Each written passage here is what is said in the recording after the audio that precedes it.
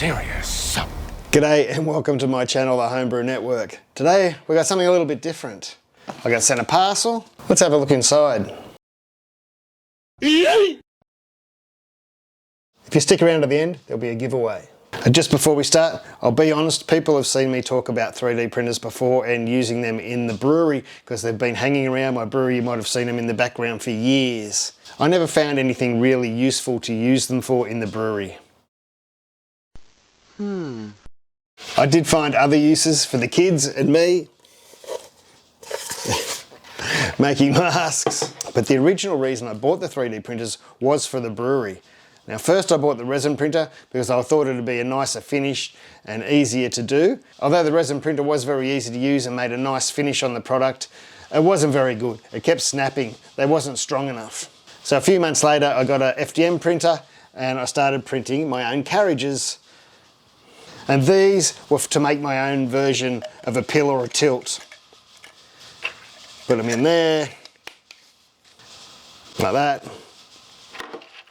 Of course I'll have a battery and some circuitry. I've printed dozens of these, got a lot more than this. But the fact was, when I was doing this, Kegland were developing their pill. And after that, it just wasn't worth my time and effort and money to make them anymore. It wasn't worth trying to compete with the pill. People would just go out and buy a pill and they wouldn't want to spend, you know, $40 on this when they can spend $60 on a pill and have it all integrated into their system. Of course I printed tap handles and all that sort of thing, but in the end I liked my kegerator without them on it and I took them all off and put the usual tap handles on.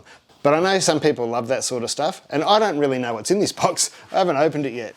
But this was sent to me by Travis, and he's trying to start up a little company of 3D printing beer accessories. He does have a full-time job, this is just a part-time thing. And so he nicely sent these to me for me to have a look at and show you guys, and if you're interested, you can go and buy them off his website. I'll put it down here. And there'll be a link in the description. So thanks very much to Travis from Custom Brewing Accessories. Let's open it.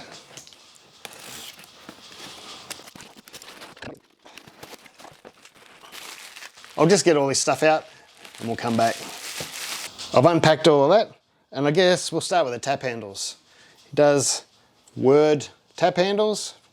I'll give you a better look at these in position. I'll go and put them on my kegerator.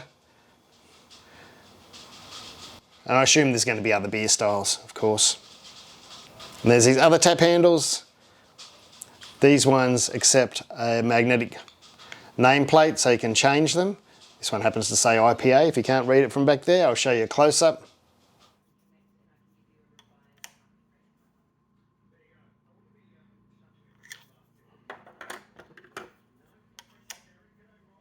This is similar to a design I was going to do, nowhere near exactly the same, but you'll see that in the future. But that's really cool. And XBA. Session Ale,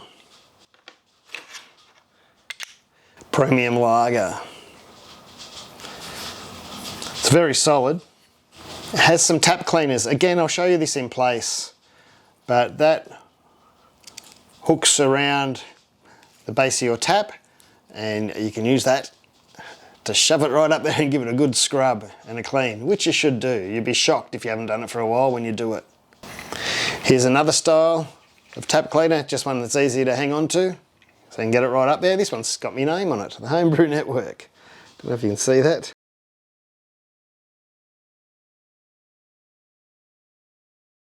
Again, I'll show you that in place. A nice multicolour, normal kind of tap handle, I guess you'd call it. I must say these are very nicely printed. Mine are a bit rougher than this when I print stuff. I don't spend much time setting it up though. But these are for holding things like hydrometers.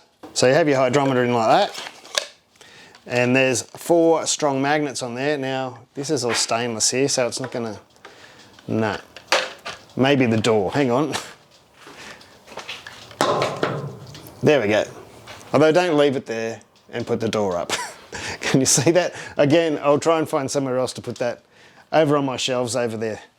They will go on the side of that. Keep your hydrometer out of the way and handy at the same time. So there's a multicolour one of those and a single colour. He has some tags.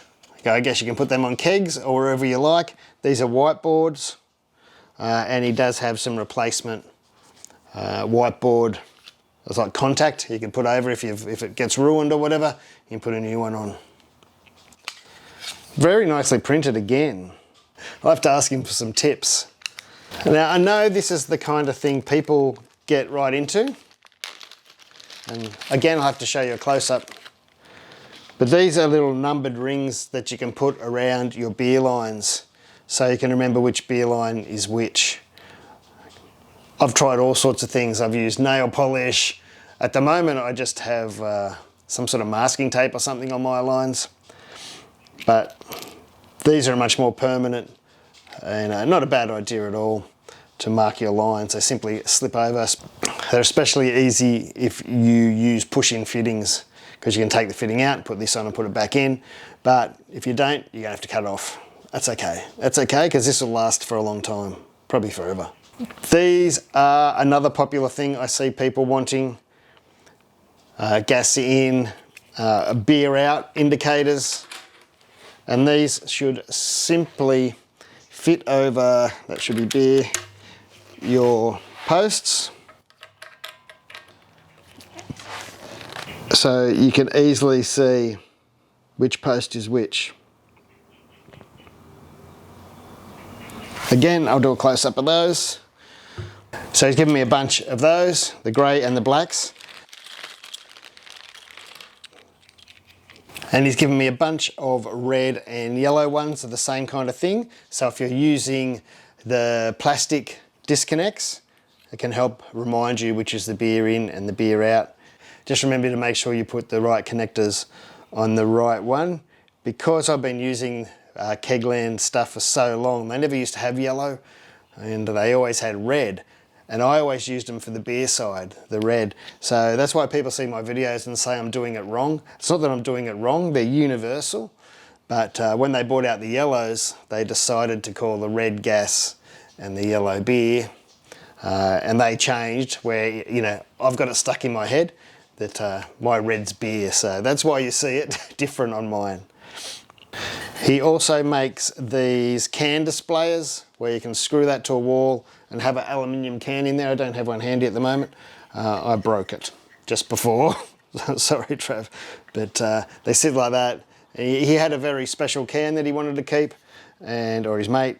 And so he built this for him and he thought other people might like it. So that's on his website too. I broke that just trying to rip it out of the packet. That's my fault. So thanks again, Travis, for sending me these things to try out and show you other people. I don't get paid for this, so this isn't a paid review or anything like that. Trav just sent me these to check out and so I could show you guys, and I'm happy to support people trying to start their own business. So thanks very much for watching. Like and share if you liked the video. Thank you to my patrons, because without those guys, these videos couldn't continue, and I'll see you in the next one. Thanks to Neighbourhood Brewing Co for the shirt. You'll see that in the next video too. The link's in the description to Travis's website. You can go and check it out.